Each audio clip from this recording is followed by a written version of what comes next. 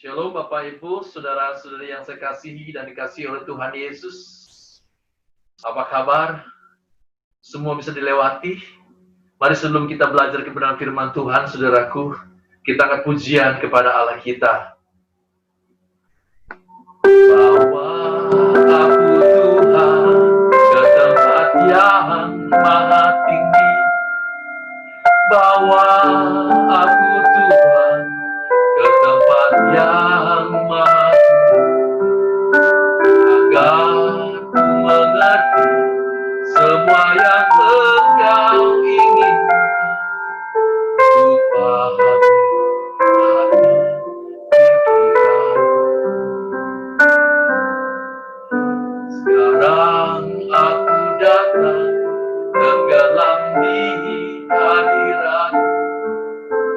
Beri ku mengenal lebih dalam pribadi.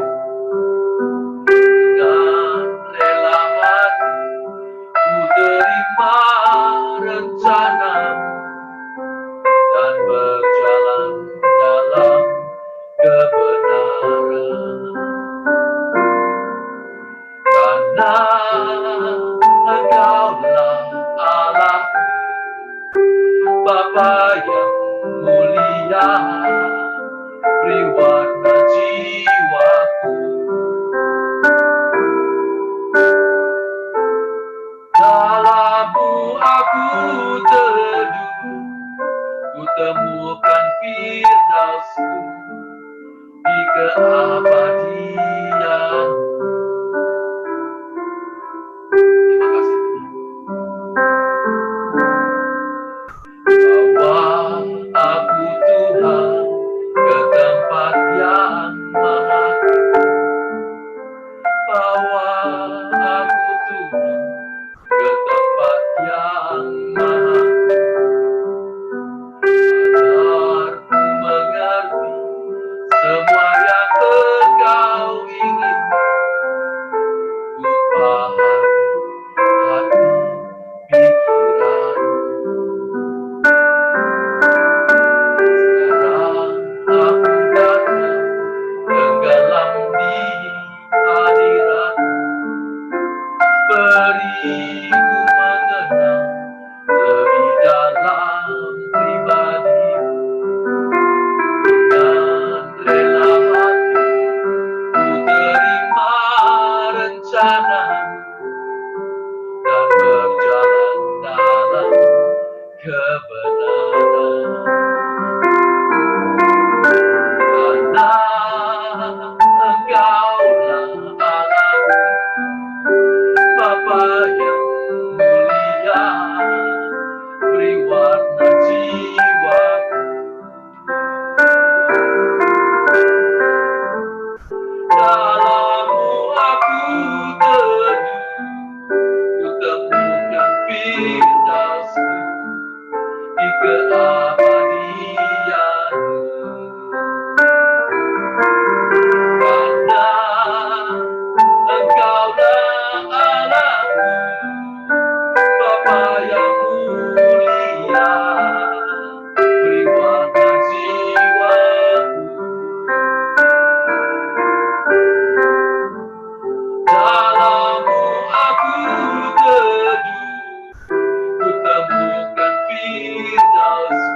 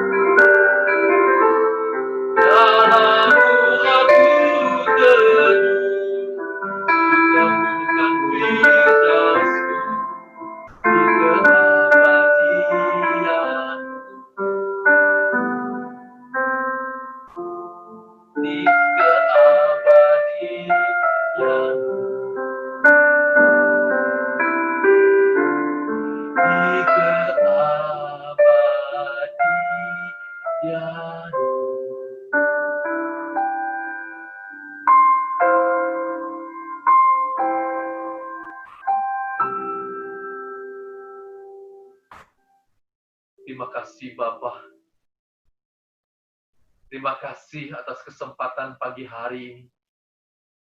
Kami boleh bersama-sama diberi kesempatan untuk belajar kebenaran firman. Bapa, pakai anakmu ini untuk menyampaikan isi hatimu Bapa. Hadir bersama kami, agar hanya isi hatimu yang kami pahami, hanya isi hatimu yang keluar dari mulut anakmu ini. Layakkan anakmu ini untuk menyampaikan kebenaran firman-Mu ya Bapa. Ya Tuhan Yesus, ini hamba-Mu yang akan melayani Engkau. Pimpin dengan Roh Kudus-Mu, sehingga hanya kuasa dan kasih Roh Kuduslah yang bekerja saat ini. Sehingga apa yang hamba-Mu sampaikan ini berkenan di hati-Mu dan mengalir dari urapan-Mu ya Tuhan Yesus. Terima kasih, kami buka hati pikiran kami di dalam nama Tuhan Yesus. Kami siap untuk belajar kebenaran firman-Mu. Mari kita yang siap untuk belajar kebenaran firman Tuhan, sama-sama dengan saya katakan, amin, amin, amin. Saudara-saudariku yang saya kasihi, dan dikasihi oleh Tuhan Yesus, hari ini kita belajar bagaimana kita mempertahankan iman, memperjuangkan iman kita, saudara.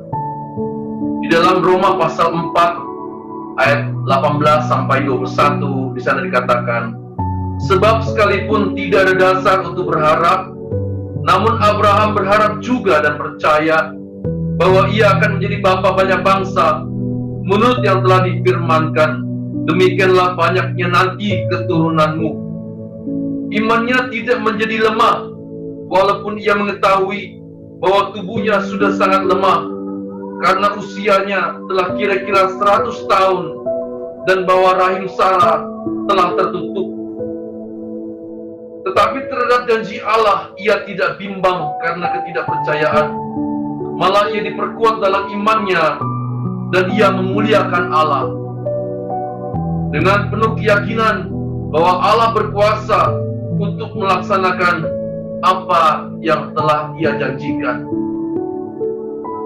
Saudara-saudaraku yang terkasih, di tengah-tengah situasi krisis ini akibat COVID, saudara, entah krisis ekonomi, entah krisis kesehatan, entah krisis rumah tangga akibat kesehatan dan ekonomi terganggu, saudara, atau apapun usaha susah atau bahkan bangkrut. Mungkin saudara juga di PHK, atau minimal pendapatan gaji saudara mengalami pengurangan, atau di tengah-tengah pengangguran yang terjadi, saudara, kita orang percaya bisa mengalami krisis iman, saudara. Bisa juga mengalami iman yang lemah, dan pada akhirnya iman bisa mati, saudara. Oleh karena itulah di dalam Lukas pasal 18 ayat 7 sampai 8, Tuhan Yesus pernah berkata bahwa tidakkah Allah akan membenarkan orang-orang pilihannya yang siang malam berseru kepadanya, dan adakah ia mengulur-ulur waktu sebelum menolong mereka? Aku berkata kepadamu, ia akan segera membenarkan mereka.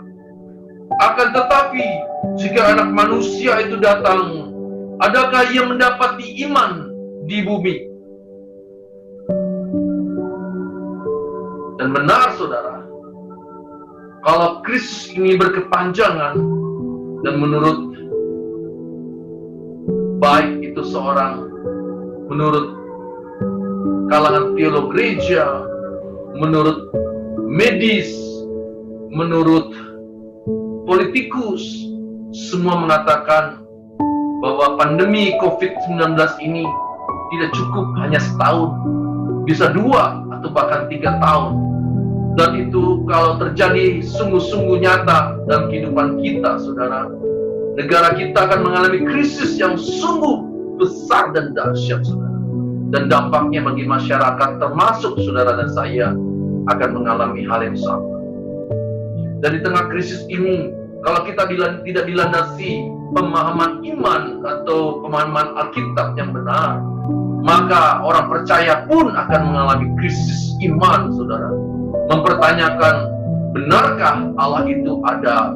Benarkah Allah itu mengasihi kita, orang-orang percaya? Tetapi syukur pada Allah, puji Tuhan, saudara saya belajar kebenaran firman Tuhan, bahwa krisis ini bukan Allah yang membuatnya. Krisis ini juga bukan kutukan Allah. Krisis ini juga bukan hukuman Allah.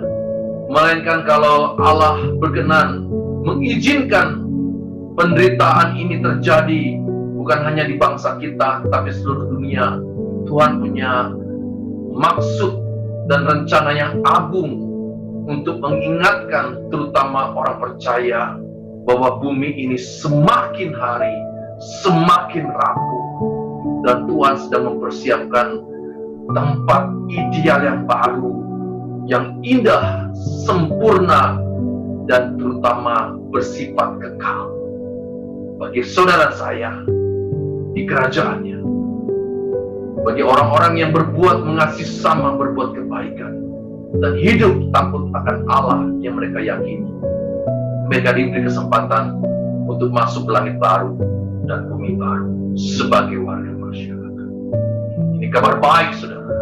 Tuhan mengingatkan kita untuk segera bergemas-gemas, bukan malah sebaliknya mengalami krisis iman seperti yang Tuhan katakan.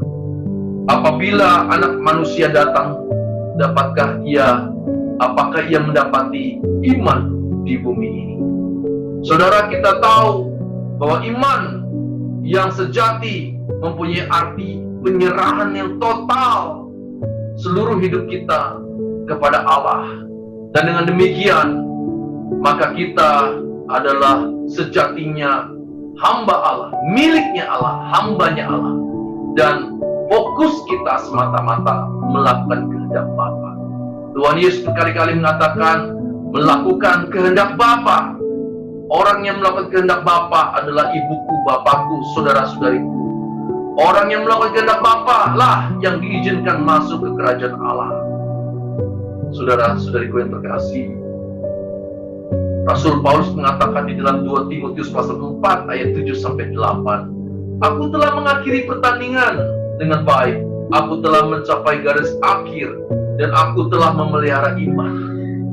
Perjuangan saudara saya bukan hanya hari-hari yang kita gumuli bersama-sama dengan Tuhan dan orang-orang yang kita sayangi, tetapi goal kita adalah mengakhiri pertandingan ini dengan baik, saudara. Pertandingan iman, saudara. Dan apa yang kita lakukan adalah bagaimana kita bergumul untuk hidup, mencari kehendak Allah, mengenalnya, dan melakukannya. Sehingga kita menjadi pribadi yang berkenan di hadapan Allah. Berkenan artinya yang sesuai dengan kehendak Allah, yang sesuai dengan keinginan Bapa. Itulah pribadi yang diingin Bapa. Dan kalau kita melakukan hal itu, berarti hanya satu yang kita teladan, yaitu pribadi Tuhan kita Yesus Kristus. Dan dengan demikian, kita berjuang untuk menjadi serupa dengan pribadi agung Tuhan kita Yesus Kristus. Dan itu juga berarti kita menjadi sempurna seperti Bapa. Dan itu juga berarti kita berjuang mengenakan kodrat ilahi, melepaskan kodrat dosa kita dan mengenakan kodrat ilahi. Dalam bahasa Rasul Paulus, meninggalkan manusia lama dan mengenakan manusia baru.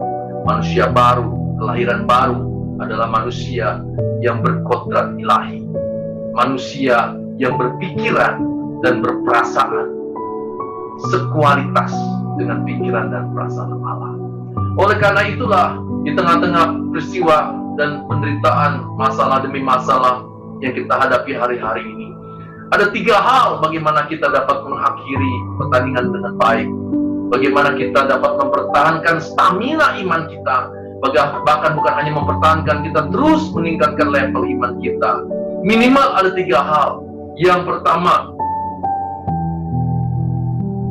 Lukas pasal 21 ayat 36 mengatakan, berjaga-jagalah senantiasa sambil berdoa, supaya kamu beroleh kekuatan untuk luput dari semua yang akan terjadi itu, dan supaya kamu tahan berdiri di hadapan Anak Manusia.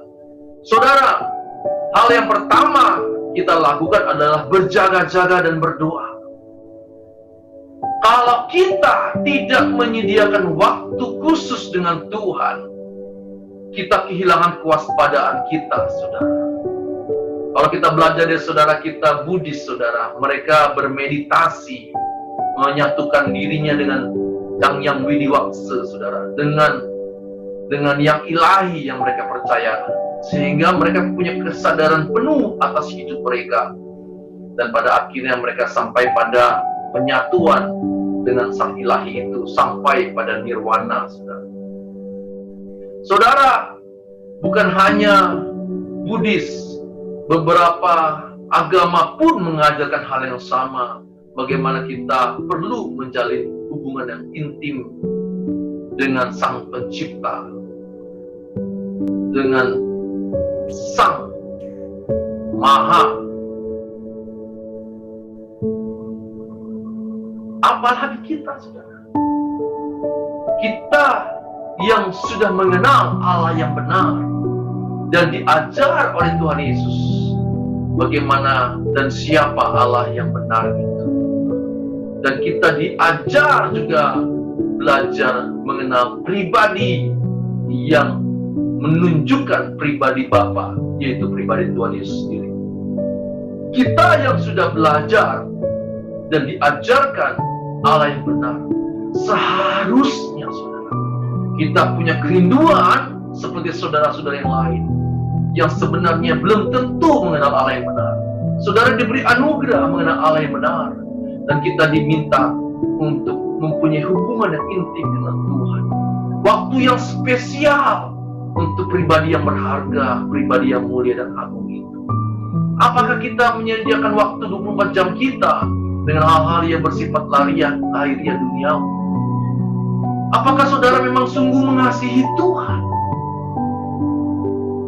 Betapa banyak orang percaya, menurut saya bukan orang percaya, orang yang beragama Kristen, yang disebut orang Kristen, yang hanya memanfaatkan Tuhan di dalam doa-doanya, yang hanya meminta berkat pertolongan dari Tuhan.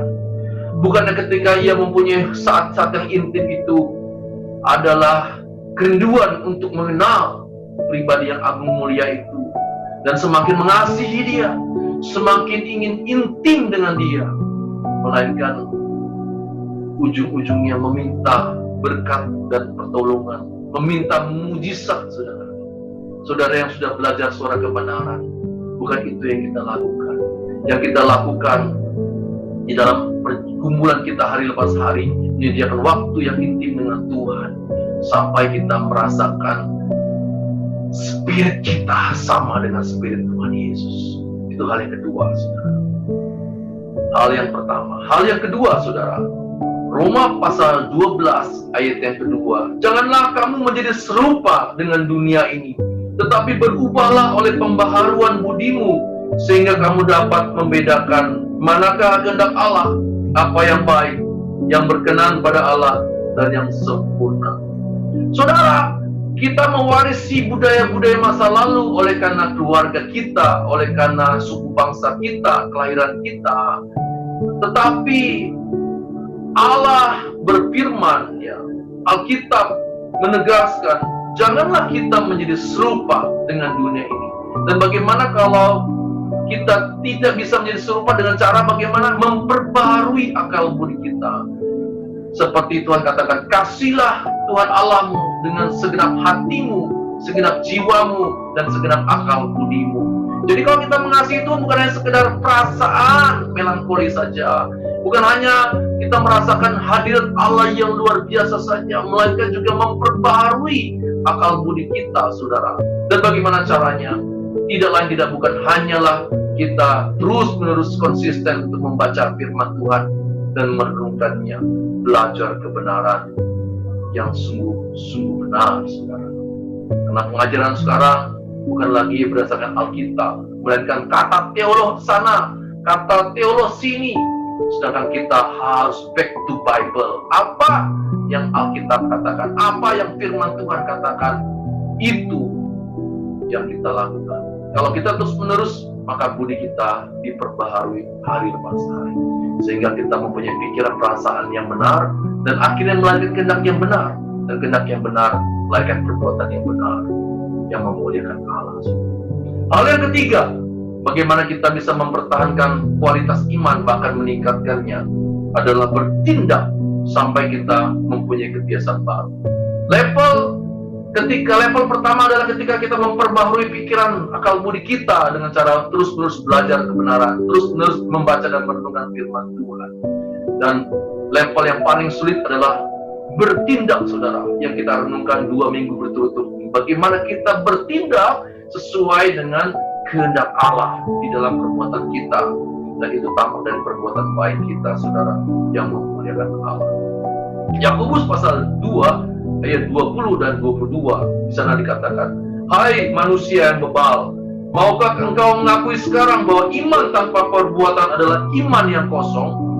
Kamu lihat bahwa iman bekerja sama dengan perbuatan-perbuatan, dan oleh perbuatan-perbuatan itu iman menjadi sempurna." Saudara, iman menjadi sempurna oleh karena perbuatan kita.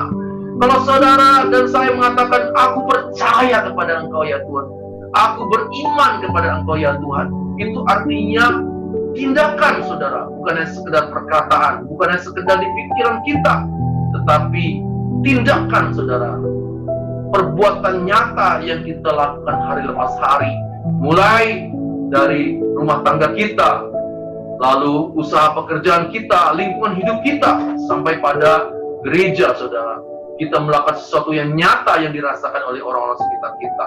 Bukan perbuatan yang negatif, melainkan perbuatan yang positif, perbuatan yang baik, seperti yang sudah kita renungkan 2 minggu, hari lepas hari, selama 2 minggu berturut-turut ini, saudara. Itulah 3 hal yang kita renungkan sampai pada perbuatan. Dan ketika kita lakukan perbuatan baik terus-menerus sesuai dengan kehendak Allah, maka kita akan sampai pada kebiasaan baru, saudara.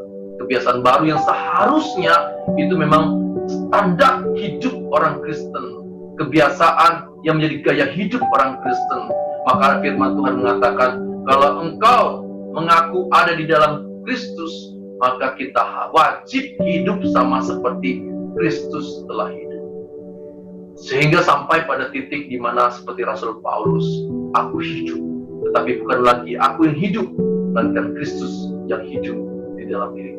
Kalau kita sampai pada titik ini, saudara, maka kualitas iman kita mengalami progresivitas yang signifikan, saudara. Kita terus berkembang. Kualitas iman kita semakin bermutu sampai pada akhirnya kita sampai pada titik mengakhiri pertandingan dengan baik dan benar seperti Rasul Paulus katakan. Mari kita berdoa, saudara-saudariku. Bapa yang ada di surga, kami telah belajar kebenaran firman-Mu. Terima kasih Bapa, ini anak-anak-Mu. Ampuni kami jika kami selama ini masih jauh dari Engkau. Kami rindu pada saatnya ketika Tuhan Yesus datang ke muka bumi ini. Tuhan Yesus menemukan iman kami di muka bumi ini ketika Ia menjemput kami di awan-awan. Bapa, tolonglah anak-anak-Mu ini ya Bapa, pimpin dengan Roh Kudus-Mu agar kami punya hikmat untuk mengenal Engkau dan memperbaharui hari lepas hari pengenalan kami akan Engkau, sehingga kami boleh melaksanakan apa yang Kau kehendaki. Terima kasih Bapa. Kami serahkan hidup kami pribadi lepas pribadi, kami serahkan keluarga kami, keluarga demi keluarga, kami serahkan usaha pekerjaan kami serahkan juga pelayanan kami ke dalam tangan-Mu, kami serahkan juga jemaat gereja yang kami layani. Terima kasih Bapa, terpuji nama-Mu. Ini hidup kami hanya bagi Engkau seluruh kemuliaan, hormat dan pujian sekarang dan selama-lamanya. Amin. Saudaraku, terimalah berkat yang besar dari Bapa Surgawi, kasih karunia dan damai sejahtera dari Tuhan Yesus Kristus, dan persekutuan yang manis dari Roh Kudus kita terima hari ini sampai Maranatha, di mana Tuhan Yesus menjemput kita kembali. Kita terima berkat yang besar, sama-sama katakan amin. Puji Tuhan, saudaraku. Selamat berjuang bersama saya. Tuhan Yesus memberkati. Amin.